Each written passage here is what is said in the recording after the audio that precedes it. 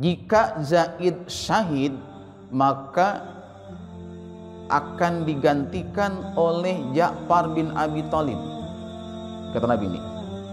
Dan jika Ja'far syahid, maka digantikan oleh Abdullah bin Rawahah.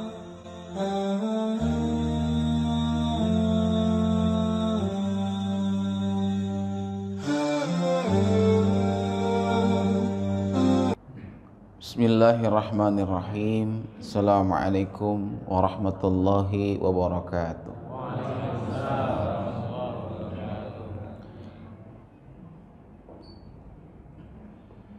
Alhamdulillah alladzi asbagha alaina ni'amahu zahiratan wa batinah.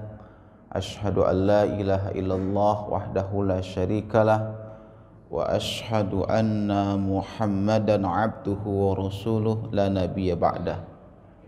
Allahumma salli wa sallim ala sayyidina Muhammadin wa ala alihi wa sahbihi ajmain, amma ba'du. Wa qala ta'ala fi kitabihil karim, a'udzu billahi minasy syaithanir rajim. Laqad ja'akum rasulun min anfusikum azizun alaikum harisun alaikum bil mu'minina raufur rahim. Para jamaah sekalian, Bapak Ibu yang saya hormati, kita bersyukur kepada Allah Subhanahu wa taala, kepada Allah yang telah mentakdirkan kita sebagai umat Rasulullah, umat Nabi Muhammad sallallahu alaihi wasallam. Kenapa kita mesti bersyukur, bahkan kita harus bangga menjadi umat Nabi? Karena umat Rasulullah ini adalah sebaik-baik umat dari seluruh umat yang pernah ada di muka bumi. Ya. Dulu ada umat Nabi Nuh, umat Nabi Musa, umat Nabi Isa, umat Nabi Ibrahim, ya. Banyak sekali umat yang telah Allah hadirkan di muka bumi. Tapi dari sekian banyak umat Nabi kita Muhammad SAW adalah umat yang terbaik. Allah berfirman, kuntum khairu ummatin ukhrijat linnas, kalian adalah umat terbaik. Gitu nih, khairu ummah, umat yang terbaik yang Allah hadirkan di tengah-tengah manusia. Kita bangga nih Pak, bahagia. Umat terbaik itu umat Nabi Muhammad. Ini istimewanya kita, ya, umat akhir zaman tapi sebaik-baik umat. Kemudian meskipun kita umat akhir zaman, umat terakhir, tapi Allah istimewakan. Kenapa? Karena nanti pintu surga itu enggak akan dibuka oleh Allah sebelum umat Nabi Muhammad masuk lebih dulu. Tuh, ya. Jadi nanti umat Nabi Muhammad itu adalah umat yang paling dulu masuk surga. Nah, mudah-mudahan termasuk jamaah al-muttaqin. Amin rabbal alamin. Dan umat Nabi Muhammad itu beda. Lalu umat-umat dulu, ya, umat Nabi Musa, ketika mereka bersalah, mereka berbuat dosa, langsung diajab sama Allah. Ya, umat Nabi Lut ketika berbuat dosa, mereka lakukan homoseks, diajab sama Allah, dikasih di tengah malam itu menjelang pagi hujan batu. Hujan batu, jadi pernah tuh hujan batu di kaum Nabi Lut. Ya. Umat Nabi Nuh karena mereka bangkang dikasih banjir, sampai gunung pun tenggelam. Umat Nabi Muhammad meskipun brengsek kayak gimana gitu, Brengsek banget ya, koruptor juga, ya. Jolim, ya. Zina, ya semua ya dikerjain. Tapi nggak diajar sama Allah gitu. Allah masih kasih kesempatan dia bertobat gitu kan, masya Allah. Tuh istimewanya umat Nabi Muhammad. Itulah istimewanya umat Nabi Muhammad. Meskipun kita melakukan dosa seperti dosa yang pernah dikerjakan kaum-kaum sebelumnya, kita nggak diajar. Nah, inilah kita mesti bersyukur ya sebagai umat Nabi Muhammad. Dan lebih bersyukur lagi ya, kita ini ya memiliki nabi yang dimana nabi ini disebut oleh ya para ulama disebut imamul anbiya, imamnya para nabi, yang sifatnya sangat mulia. Kita kalau pengen tahu nabi itu seperti apa ya, kita lihat di Quran ya. Karena Quran itu menggambarkan ya sosok nabi kita dengan sangat jelas. Misalnya tadi yang saya bacakan di surat At-Taubah. At-Taubah ayat yang ke-128 ya. Di ayat sebelum terakhir ya. Ayat terakhir kan tur 9 ya kan. Laqad ja'akum rasulun min anfusikum. Kata Allah gitu. Telah hadir kepada kalian seorang rasul, yaitu Nabi Muhammad, dari jenismu sendiri, artinya dari manusia, bukan bangsa jin, bukan bangsa malaikat ya. Karena kalau nabi itu bukan manusia, misalnya nabi itu malaikat, kita pusing nggak kita ngikutinnya? Bisa nggak kita ngikutinnya? Contohnya bisa nggak? Nggak bisa. Contoh, malaikat itu kan nggak makan. Bisa kita kayak malaikat nggak makan-makan? Malaikat nggak kawin, bisa kita? Sanggup? Nggak sanggup. Makanya Rasul itu diutus manusia. Supaya apa?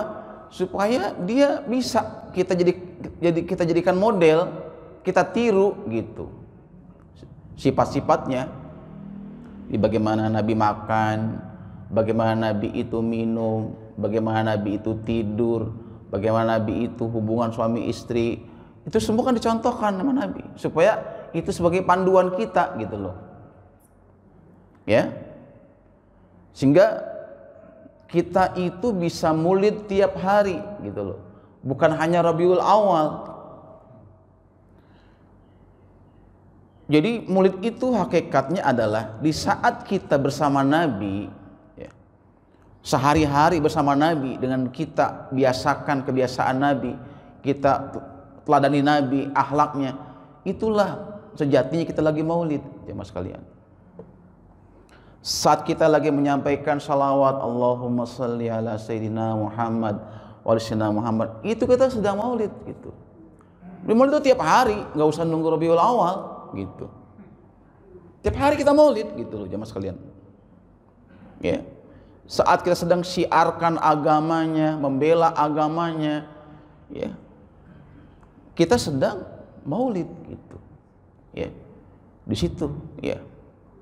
Sesungguhnya yang sesungguhnya bukan ya hanya dengan perayaan-perayaan yang begitu besar, menghabiskan dana besar, penuh masjid nggak nampung jamaah, penceramah kondang dihadirkan, petasan di apa tuh, di sampai dar jalanan macet penuh, tapi pas subuh 2 sop doang. pas subuh tinggal 2 sop, maulidnya tumpah ruah apa ke jalan. Tapi begitu menghidupkan sunnah yang muakkad, bahkan mendekati wajib, subuh berjamaah, yang hadir cuma 2 saf gitu. Nah ini ada sesuatu yang harus kita luruskan ya, jemaah semuliakan ya. Nah baik, jadi Allah mensifati ya, mensifati akhlak Nabi di Quran ini tadi di surat At-Taubah 78 ini itu 4 sifat ya Mas sekalian. Pertama ya, azizun alaihi ma'anittum. Pertama nih, terasa berat penderitaan yang dialami oleh kalian gitu. Di Nabi itu kalau ada umatnya itu mengalami penderitaan, mengalami kesusahan, justru Nabi itu yang merasa nggak nyaman gitu, berat hatinya gitu, nggak tega Nabi itu menyaksikan umatnya itu menderita gitu. Bahkan kalau perlu biarlah dia yang nanggung penderitaan itu. Coba, mana ada coba Nabi yang kayak gitu? Cuma Rasulullah. Ketika Rasulullah itu, ya, mengalami sakaratul maut, ya kan? Ketika malaikat maut itu sudah bekerja mencabut ruhnya, ya, itu kan Nabi sempat ya berkata kepada Jibril yang ada di sebelahnya, ya Jibril, gitu. Bagaimana ini? Kata Jibril, ya Rasulullah, tenang. Pintu surga udah dibuka untukmu. Malaikat-malaikat udah berbaris untuk menyambut ruhmu. Ya, kata malaikat Jibril nih, bukan itu yang aku inginkan, bukan itu yang aku khawatirkan. Bagaimana nanti umatku kalau aku udah nggak ada gitu. Nabi khawatir. Bagaimana nanti umatku kalau aku udah meninggal dunia udah nggak ada. Dan Nabi mengkhawatirkan gitu keadaan umatnya itu kalau nanti dia udah nggak ada. Maka Jibril menjawab,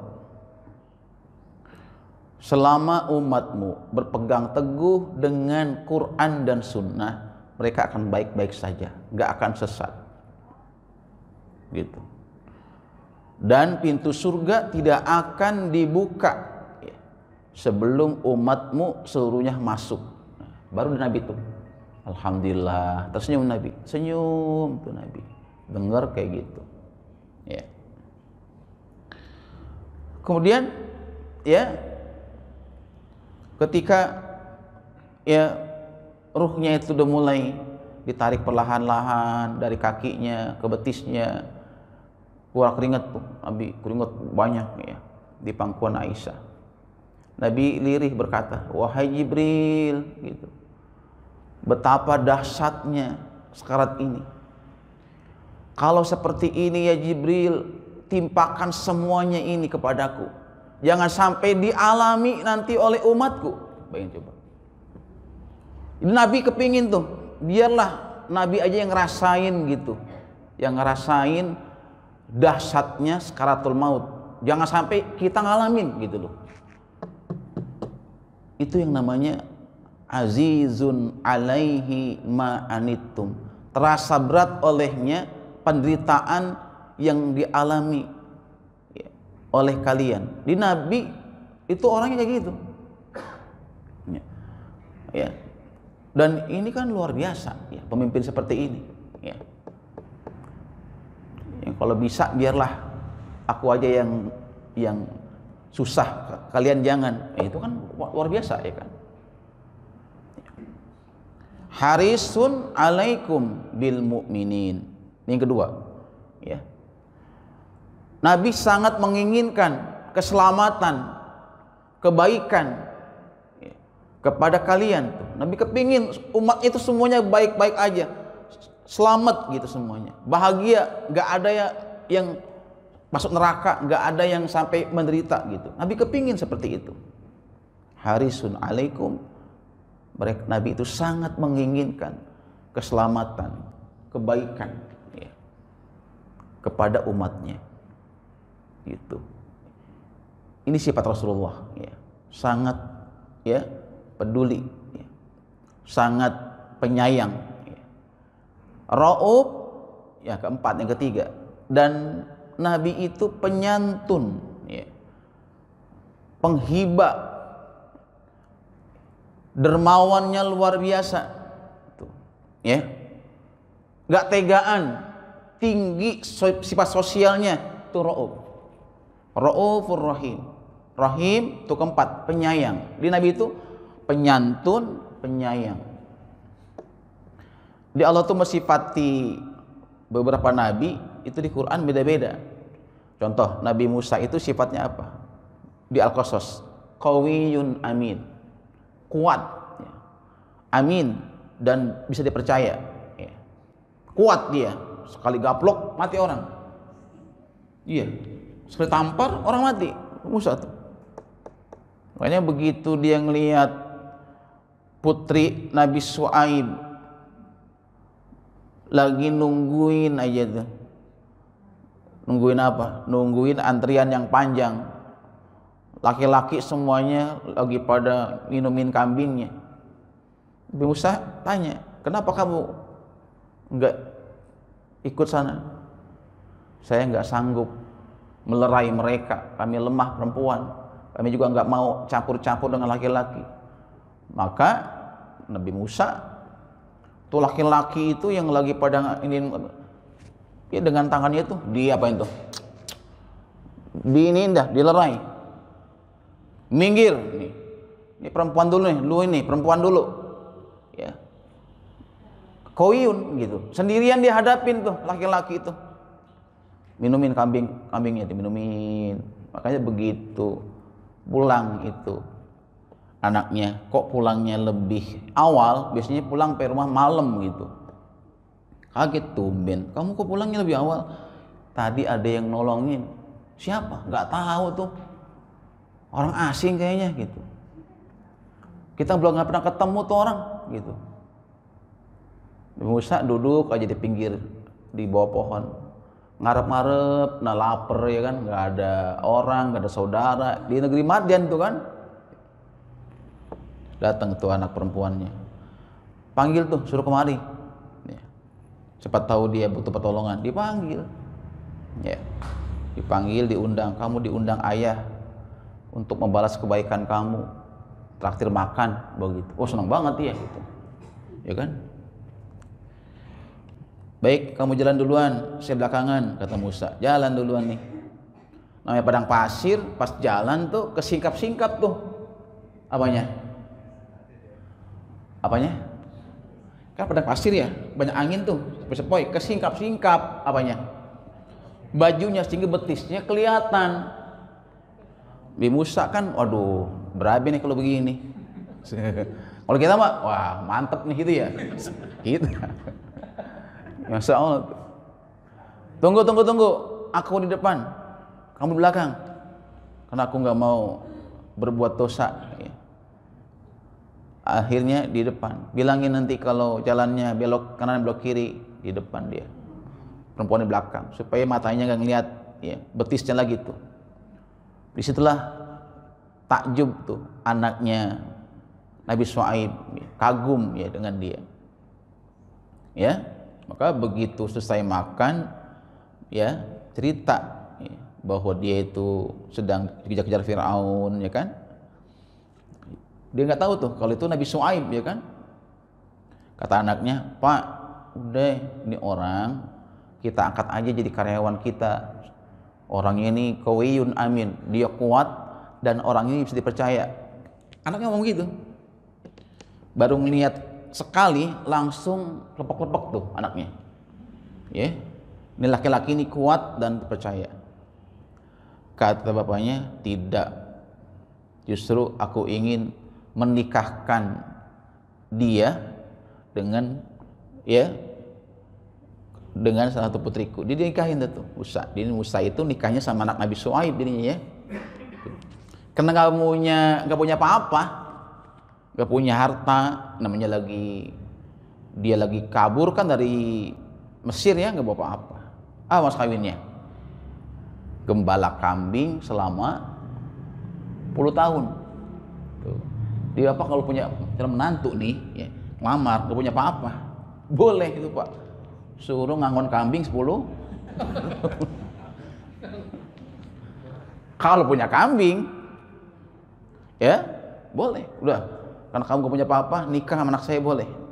gembala kambing 10 tahun, ya. Gitu. Qawiyun amin. Kalau Nabi Yusuf hafizun alim, dia bisa menjaga aset, alim dan cerdas. Yusuf tuh. Nah, Rasulullah Allah sifati raufur rahim, ya. Dia penyantun, iba, ya. Sosialnya tinggi, rahim, penyayang. Nanti kita akan kaji itu, gimana Nabi itu penyayangnya sama umatnya. Ya. Nabi ya pernah bersabda, ana abul yatama warromail. Aku adalah ayah bagi semua anak yatim, warromail, dan ayah bagi seluruh janda-janda miskin. Tuh. Aneh kan Nabi bersabda kayak gini nih, ada asbabul nurutnya, ada sejarah peristiwa yang melatar belakanginya. Tahu nggak? Munculnya di sini itu apa? Ada yang tahu? Ada yang tahu? Kenapa Nabi sabda gitu? Ini ada peristiwanya, Pak. Peristiwanya itu sangat mengharukan. Ya.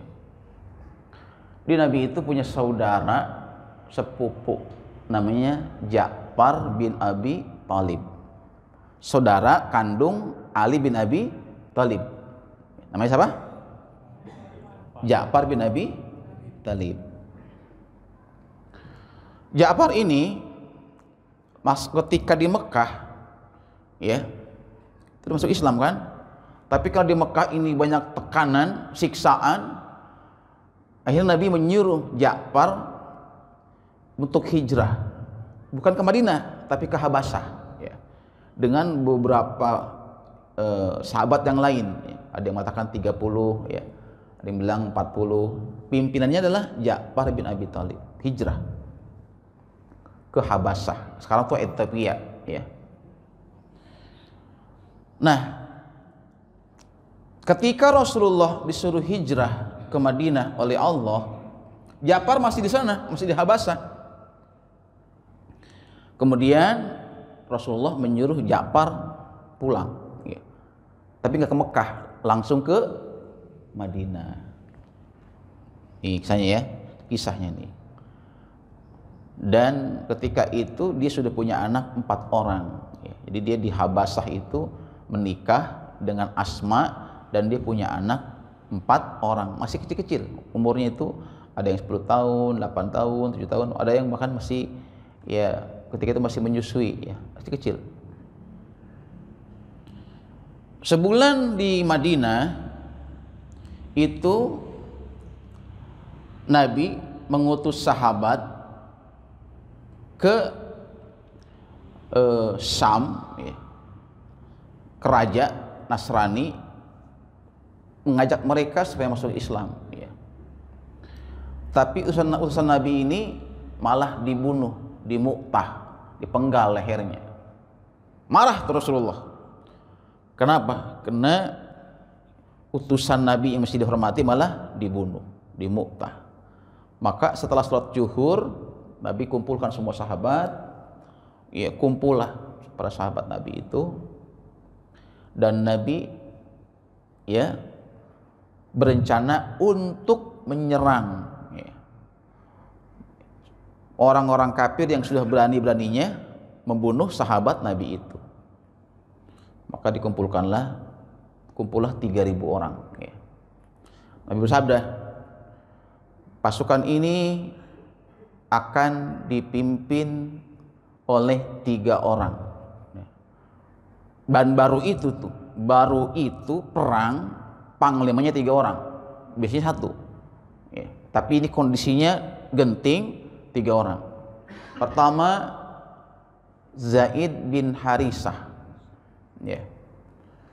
Zaid ini adalah anak angkat Nabi. Nabi sangat sayang sama dia, cinta sama dia. Zaid bin Harisah. Jika Zaid syahid, maka akan digantikan oleh Ja'far bin Abi Thalib, kata Nabi ini. Dan jika Ja'far syahid, maka digantikan oleh Abdullah bin Rawahah. kalau Abdullah bin Syahid, kalian semuanya bermusyawarah, pilih siapa yang tepat untuk menggantikan mereka. Ketika Nabi ngomong begini nih, Ja'far tuh tahu bahwa dia nggak bakal balik ke Madinah. Dia udah ngerasa dia pasti syahid. Ya. Nabi udah ngomong kayak gitu. Bisa nggak dia nego sama Rasulullah, ngomong begini, ya Rasulullah, saya kan masih kangen sama kamu. Sekian tahun saya di Habasah, baru sebulan di Madinah, masa saya suruh pergi lagi gitu. Tega amat gitu ya. Kalau kata siapa? Kata kita gitu ya. Bener ya? Tapi Ja'far ini sahabat yang taat sama Rasulullah. Dia sangat cinta sama Rasulullah, sayang sama Rasulullah.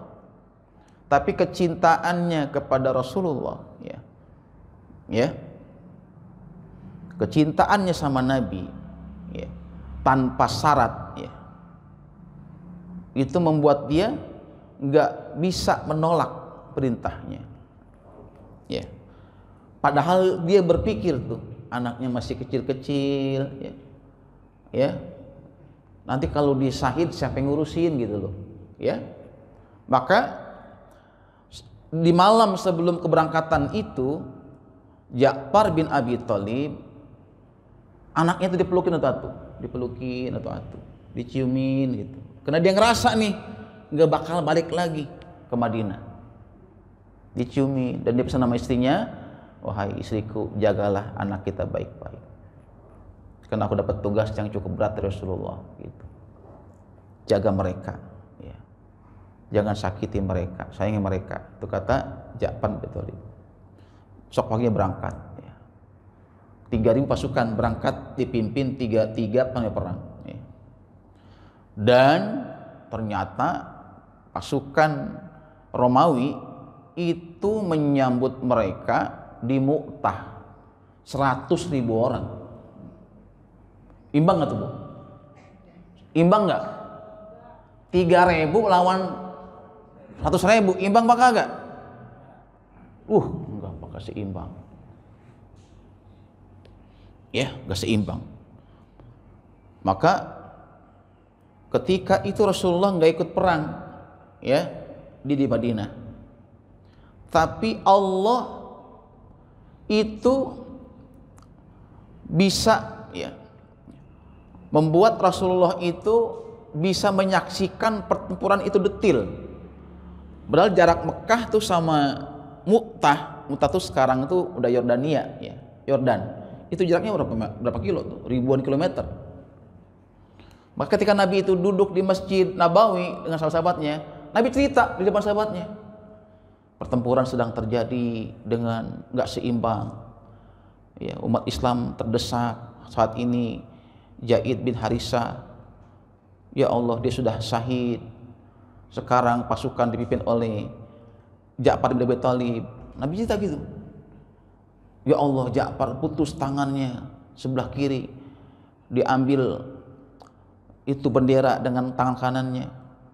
Ya Allah, putus tangannya sebelah kanannya, kemudian dia tersungkur dan mati syahid. Nabi detil ceritain begitu. Kemudian sekarang pasukan dipimpin oleh, ya, Abdullah bin Rawaha. Ya Allah, dia pun telah syahid. Nabi cerita itu depan sahabatnya, sedih karena 3 orang terbaik ini syahid. Dan Nabi menatap ke langit, memandang ke langit, dan Nabi berkata, Assalamualaikum ya Ja'far, Assalamualaikum ya Ja'far, Assalamualaikum ya Ja'far 3 kali. Sahabat ini bingung, ya Rasulullah, emang ada Ja'far kesini? Kenapa engkau salam dengan Ja'far? Apa jawab Nabi? Ya, jadi Nabi itu, Pak, dia udah dibukakan sama Allah hijabnya. Kalau kita ada hijab nih, kita nggak bisa ngelihat sesuatu yang gaib gitu ya. Kalau Nabi itu dibuka, ya. Jadi Nabi bisa ngelihat sesuatu yang gaib, ya. Jadi ketika Ja'far bin Abi Thalib syahid, ruhnya ini mau dibawa ke langit, malaikat yang bawa ruhnya ini nawarkan ke Ja'far ruhnya, wahai Ja'far, apa yang kau inginkan sebelum ruhmu ini aku bawa menemui Allah ke langit? Apa yang kau inginkan? Apa kata Ja'far? Ja'far menjawab, aku ingin sebelum dibawa ke langit, arahkan, belokkan ruhku ini ke Madinah, karena aku ingin berjumpa dengan Rasulullah, menyampaikan salam terakhir kepada Rasulullah. Nih Pak. Jadi Rasulullah ngelihat ke langit itu karena Ja'far sedang dibawa ruhnya oleh malaikat dan nyampaikan salam, assalamualaikum ya Rasulullah, assalamualaikum ya Rasulullah, 3 kali. Maka dijawab 3 kali. Ya. Jadi ruhnya Ja'far itu menyampaikan salam, salam perpisahan. Saking cintanya sama Nabi, sebelum dia naik ke langit kepingin ketemu Nabi dulu. Dia cinta sama anaknya, sayang sama anaknya, tapi enggak ke rumahnya nyampaikan salam ke anaknya, enggak, tapi ke Rasulullah. Nah, ketika Ja'far ini sudah syahid, Rasulullah tuh sedih gitu ya. Dan Nabi ini ya mau ngomong gitu, pengen nyampain berita duka ini ke keluarganya. Ya. Nabi nggak nyuruh sahabatnya untuk nyampaikan, Nabi langsung Pak yang ke rumah Ja'far. Assalamualaikum ya Asma, waalaikumsalam ya Rasulullah. Datang tuh, ya, masuk ke rumah Ja'far, langsung memeluk anak Ja'far satu persatu, dipelukin, diciumin, seperti Ja'far ketika mau berangkat ke dan perang, diciumin, dan Nabi enggak kuat nahan air mata sampai Nabi menangis. Asma bertanya, ma yubkikum ya Rasulullah, ya Rasulullah, apa yang bikin kau menangis gitu loh. Nabi enggak jawab, diam aja. Ustushhida Ja'far Rasulullah, apakah Ja'far telah syahid Rasulullah? Apakah Ja'far syahid Rasulullah? Nabi jawab, iya, Ja'far telah syahid. Maka Asma langsung pergi ke kamarnya, dia menahan tangisannya. Enggak lama kemudian keluar lagi, ya Rasulullah, raditu billah, aku ridho Allah telah mentakdirkan Ja'far syahid. Alhamdulillah ala kulli hal, kata Asma. Maka Nabi lantas bersabda, ana abul yatama war romail. Kata Nabi, aku adalah ayah bagi semua anak yatim dan juga ayah bagi janda-janda yang ditinggal mati oleh suaminya. Maka mulai hari itu Nabi menanggung seluruh kebutuhan anak-anak Ja'far, termasuk juga kebutuhan istrinya. Ya. Dan disitulah muncul hadis Nabi menyuruh kepada sahabat ketika Ja'far sedang berduka keluarganya, kata Nabi, buatkanlah makanan kepada keluarga Ja'far karena mereka sedang berduka. Ya. Jadi kita disunahkan bikin makanan kalau ada teman kita yang meninggal dunia gitu ya, sahabat kita meninggal dunia, suaminya.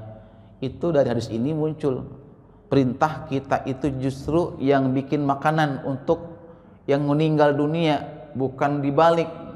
Orang lagi meninggal dunia, lagi sedih, malah direpotin suruh bikin makanan. Betul nggak? Iya Pak, ya Allah gitu.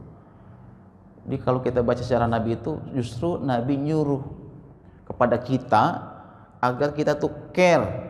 Biarlah dia lagi berduka, jangan direpotin bikin makanan. Kita nih yang bikinin. Ada yang bawa besek, ada yang bawa buah, ada yang bawa segala macam, sehingga takjiah itu seluruh makanannya yang nyiapin itu tetangganya, saudaranya, bukan tuan rumahnya. Gitu. Nah, jemaah semuliakan, disinilah ya kita melihat betapa Rasulullah itu adalah sosok ya, Nabi yang penyayang, ya, yang sangat peduli. Ya, sehingga karena Nabi katakan, ana abul yatama, aku adalah ayah semua anak yatim, maka ketika ada hari ini orang yang menyakiti anak yatim, sama saja dia menyakiti Rasulullah. Ya. Maka Allah sampai berpesan, fa ammal yatima fala taqhar wa ammas sa'ila fala tanhar wa amma bi ni'mati rabbika fahaddis. Tuh. Maka adapun sama anak yatim jangan kamu sakiti, jangan kamu terlantarkan, jangan kamu cuek. Tuh. Takhar tuh jangan sampai kita telantarkan, kita sakiti, kita biarkan terlunta-lunta gitu. Jangan sampai gitu kata Allah. Maka beranak yatim janganlah kamu sakiti, jangan kamu telantarkan, jangan kamu sia-siakan. Dan pada peminta-minta janganlah engkau mencelaknya, ya. Dan Nabi sampai menjamin dalam hadis yang sahih, hadis sahih Bukhari di sini, ya, dari Sa'id binti Murrah al-Fihri, ana wa kaful yatim fil jannah kahatain au kahadhihi min hadhihi. Aku dan orang yang menanggung beban anak-anak yatim berada di surga bagaikan dua jari ini. Ya. Seorang ulama hadis berkata, orang yang mendengar hadis ini sudah sepantasnya mengamalkannya agar menjadi teman Nabi di surga. Tidak ada kedudukan nanti di akhirat yang lebih baik daripada kedudukan itu. Jadi kalau kita nih dengar hadis ini, udah selayaknya kita berlomba-lomba untuk mengamalkannya agar menjadi teman Nabi di surga dengan cara menanggung beban anak yatim. Ya. Kenapa? Karena ya, Rasulullah adalah penyantun anak yatim, penyayang anak yatim. Dan di rumah Nabi ada anak yatim yang bernama ya Usamah bin Zaid. Karena Usamah ini gugur di Mu'tah, ya kan? Dia punya anak, Zaid itu kan bapaknya Usamah. Zaid kan gugur di mana? Di Mu'tah. Dia punya anak namanya Usamah. Maka Usamah itu dididik di rumah Rasulullah. Anak asuh Rasulullah namanya Usamah bin Zaid. Dan ketika 18 tahun umurnya, dia diangkat Nabi sebagai panglima perang. Tuh bayangin Pak, umur 18 tahun, lulus SMA ya, udah jadi panglima perang. Usamah bin Zaid, bapaknya panglima perang, anaknya juga sama. Ya, baik ya, kita lanjutkan dikit lagi sampai waktu qomat. Jemaah semuliakan, jadi di bulan Rabiul Awal ini jadikan sebagai bulan untuk kita semakin dekat dengan Rasulullah, dengan cara kita hidupkan sunnah-sunnahnya, dengan cara banyakin baca salawat kepadanya, dan dengan cara kita berusaha kalau kita punya rezeki menjadi penyantun bagi anak yatim, ya. Karena kalau kita itu lakukan itu, kita punya peluang bertetangga dengan Nabi di surga. Nah, sahabat Nabi ini adalah orang yang paling merespon, ya. Apa yang Nabi lakukan mereka lakukan. Bahkan ada di sini keterangan sahabat Nabi itu ada yang gak mau makan kecuali makan barang anak yatim. Ya. Haddasana Abu Bakar bin Habs anna Abdullah kana la yakulu ta'aman illa wa ala khiwanihi yatim. Abu Bakar bin Habs mengabarkan kepada kami bahwa Abdullah, ya, tidak mau makan kecuali di tempat ia makan ada seorang anak yatim. Ya, tuh ya, jadi ada sahabat Nabi itu dia nggak mau makan kecuali kalau di situ ada anak yatim. Ya. Maka seburuk-buruk makanan kata Nabi itu makanan walimah, makanan pesta. Di mana di walimah itu diundang orang-orang kaya dan mengabaikan anak-anak yatim, fakir miskin, orang-orang miskin gak dikasih makan. Padahal yang paling butuh makanan enak siapa? Orang miskin, anak yatim. Sebelum orang-orang kaya pada makan di situ, mereka duluin tuh. Ya. Ini kan enggak, banyak orang undang di gedung, ya kan? Yang diundang siapa? Orang-orang kaya. Kadang nggak habis tuh makanan, mubazir. Ya, dibuang-buang tuh makanan. Itu seburuk-buruk makanan tuh. Kalau ada orang pesta hanya ngundang orang kaya, orang-orang miskin, anak yatim diundang. Kenapa? Karena nggak ada amplopnya. Betul. Atau ngasih amplop tapi kecil amplopnya. Betul. Itu karena niatnya udah salah. Ya. Resepsi itu niatnya sudah bisnis, bukan lagi ibadah, ya kan? Nauzubillah min zalik. Dan kita disuruh sama Rasul, kita itu kepada anak yatim itu posisikan kita seperti ayahnya.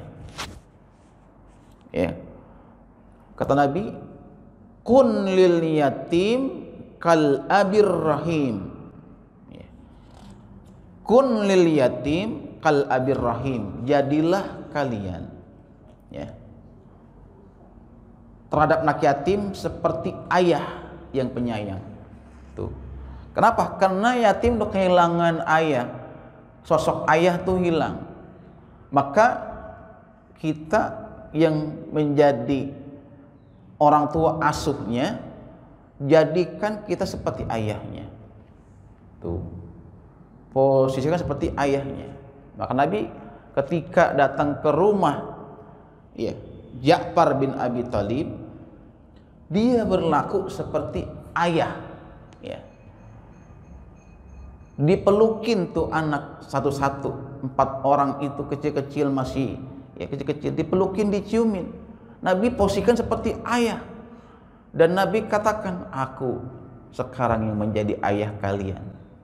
Ana abul yatama, aku adalah yang menjadi ayah kalian. Seperti itu, Pak. Jadi Maulid itu begitu, ya. Kalau kita punya kelebihan harta, sisihkan harta kita itu untuk kepentingan anak-anak yatim. Kenapa? Kita sadar wa fi amwalihim hakkum ma'lum lisaili wal mahrum, bahwa di harta kita itu ada hak mereka, hak anak yatim, fakir miskin yang butuh bantuan kita. Dan itu akan dimintai pertanggungjawaban di hari kiamat tentang harta yang kita miliki itu. Nah, saya doakan mudah-mudahan para jamaah Allah lapangkan rezekinya. Amin. Inilah hadis-hadis yang menginspirasi kenapa saya bikin pesantren yatim piatu, ya. Karena saya tidak ingin hanya ceramahin orang, ayo santuni yatim, ayo sayangi yatim. Tapi saya lebih dulu mempraktekannya, hidup bersama mereka, ya. Mereka makan, ya, mereka belajar di situ, tidur di situ, ya, ngapal Quran di situ, agar, ya, Allah ridho, ya, agar Allah ridho kepada kita. Baik, karena sudah habis waktunya, ya, udah komat sampai di sini, ya, mudah-mudahan apa yang kita kaji pada malam hari ini dapat kita amalkan. Amin ya rabbal alamin. Subhanaka Allahumma wa bihamdika asyhadu an la ilaha illa anta astaghfiruka wa atubu ilaik. Assalamualaikum warahmatullahi wabarakatuh.